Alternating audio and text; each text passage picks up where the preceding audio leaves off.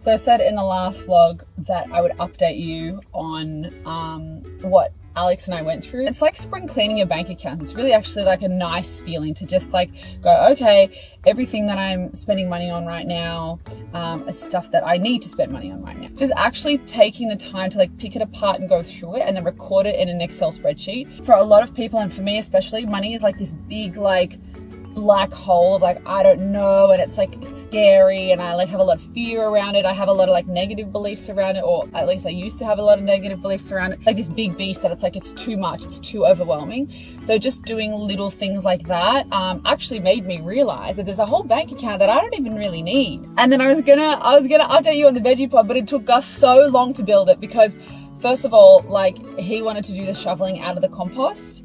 And he also wanted to make the trolley.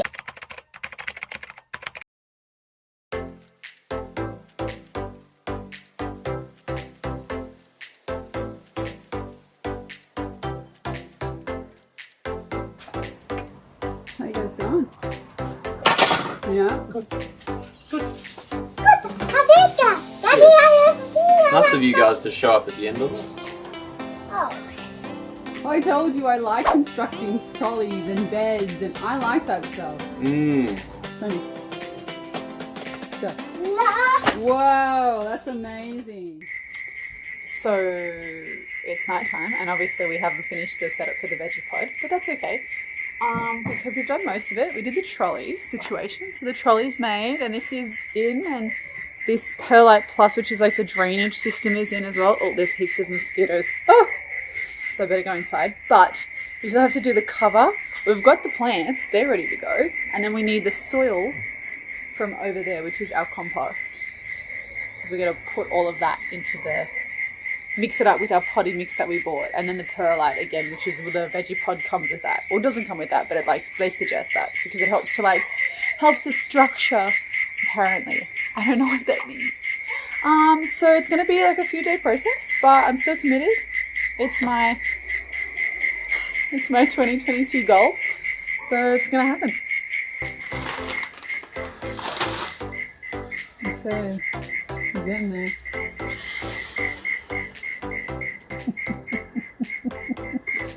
He did make it, and it's beautiful, and we hadn't attached the hose just yet because it's been raining in Sydney anyway, and the way that the veggie pod mesh works is it kind of disperses the water within it anyhow. Anyway. This morning on my way out the door, I had so many things in my hand, and I rolled, because you can like move, the whole point of getting a veggie pod is to have a trolley. I rolled the veggie pod. It just still stresses me out thinking about this. It was like the veggie pod was beautiful. It had like all the little like, this is broccoli, and this is like a salad mix, and this is your strawberries. The whole thing tipped over. And it's probably the fact that I don't really know what I'm doing. And instead of just rushing into cool ideas, like things that you want to do just for the sake of ticking them off my 2022 like New Year's resolutions list, I really should take the time to research things. Okay, you get it. I learned my lesson. Anyway, this week I've spent at camps. I talk about this in the first, and actually I mentioned it in the second episode of my podcast, What a Mouthful.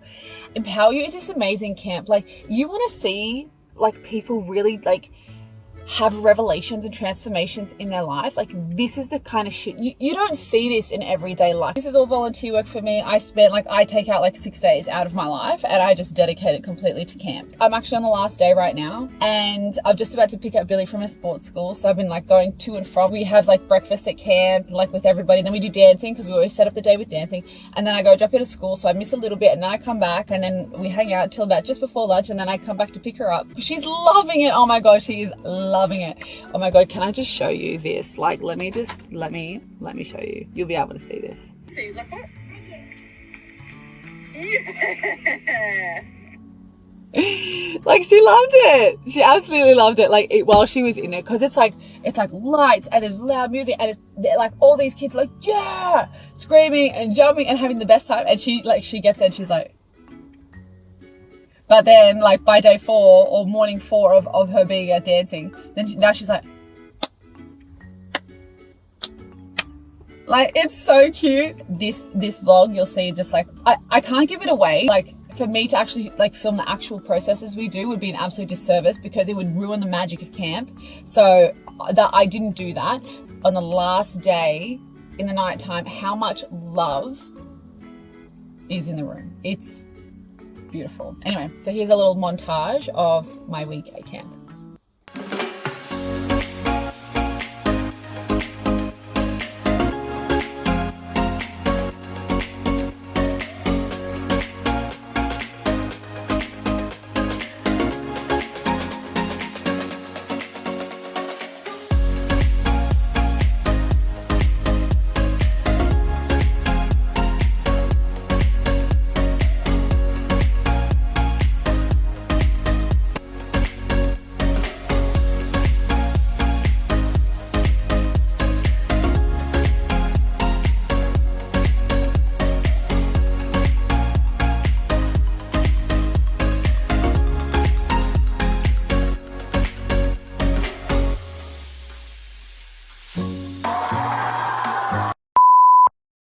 So that's an interesting turn of events. It is Friday the 8th of April, and I got my period last night. First of all, in this cycle, just after I finished bleeding from my last cycle, I got gastro, and it really knocked me around. I remember not feeling right for a long time. I didn't get my appetite back for ages, and I just really didn't feel well. And then we went on holidays. I didn't actually ovulate when I was there. I knew I didn't, because I always know that my cervical mucus changes, as yours should too, before you ovulate.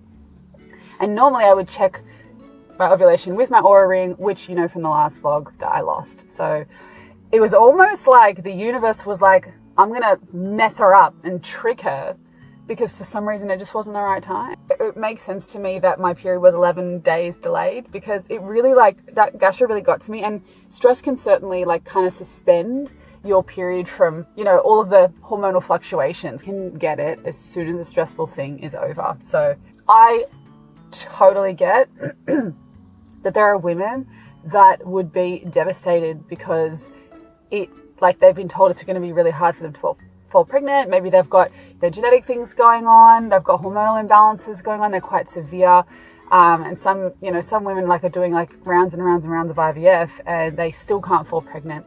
But I'm not worried, because I don't think I'll have a problem. I really don't. I'm quite confident in, I know when I'm normally not that this is the one cycle in probably the past 5 years where we had the opportunity to, and I was kind of ready to.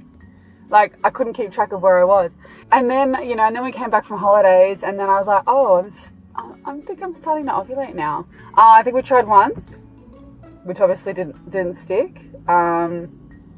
And then we were just so busy because I launched my podcast, What a Mouthful. Every week I go to PH Clinic and I get my red light therapy, my cryofacial, and my infrared sauna.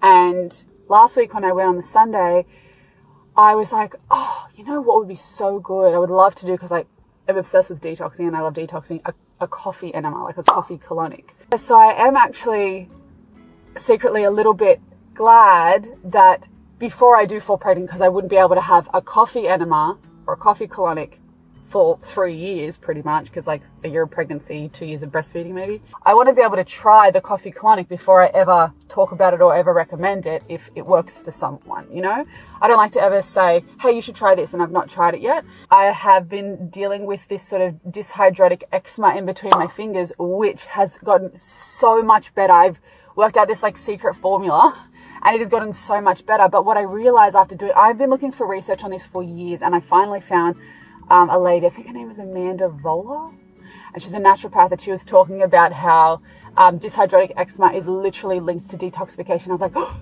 detoxification, I'm good at that. So I want to sort of do a little bit of an experiment on my own body and go hard on detoxification just for another week or two and see if it starts to make a difference there.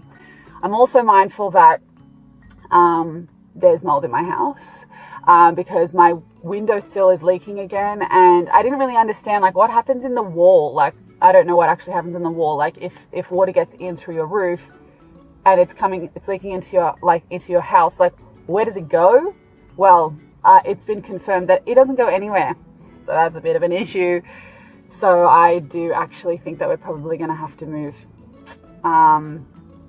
So maybe, again, that was the universe in my last cycle telling me now's not the right time. Go and detox yourself out of mold. Go and move houses and then fall pregnant. Like, maybe that's the case. And if I think about it, the timeline actually would work better, because if I give it another few months, then I would have a newborn when Billy actually starts school in like February of like 2023. So instead of having a newborn and having her home like school holidays, I actually would rather her be at school already, like start school and then have a little newborn. So I've sorted her out. I'm there for her to start her school journey. And then she's going to forget about me anyway, because she's going to have so much fun. She's going to love school. She's going to be tired all the time. I think, universe, I think that's what you're trying to tell me. You're trying to make my life easier on the other end, which will be, I just anticipate that would be a little bit easier. And I would love to move before falling pregnant, just so that we're all settled and it's a little bit of it's not as stressful a process. So yeah, all in all, I got my period. I'm not upset about it. It makes sense, so I don't need to worry about it, because I know what happened in like my cycle. And I think this is one of the real reasons I'm like, you need to track your cycle. You need to know what's going on, what life circumstances are going to affect your cycle, so you can predict it a little bit better. So yeah, I'm getting an Oura ring. The Gen 3 actually does have period predictor. How cool is that? So I'm gonna grab it.